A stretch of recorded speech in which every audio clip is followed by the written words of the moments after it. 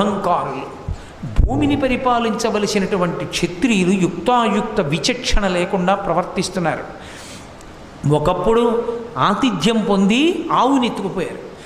ఆవుని ఎత్తుకుపోతే నేను ఆవుని విడిచిపెట్టమని అడిగితే బ్రాహ్మణుడు వెర్రివాడు చంపేసేయమన్నారు. నేను యుద్ధం చేస్తే నా చేతిలో చచ్చిపోయాడు.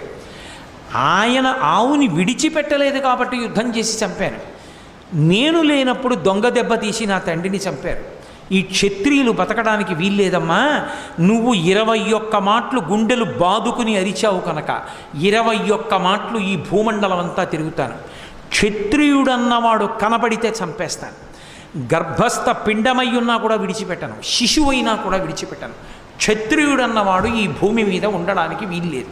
అదే కృష్ణ భగవానుడు ధర్మరాజుతో అంటాడు, కొద్ది వంశములు మాత్రమే సుక్షత్రియ వంశములు మిగిలాయి, మిగిలిన వంశాలన్నీ అంతరించిపోయాయి పరశురాముడి చేతిలో. అలా మిగిలిపోయిన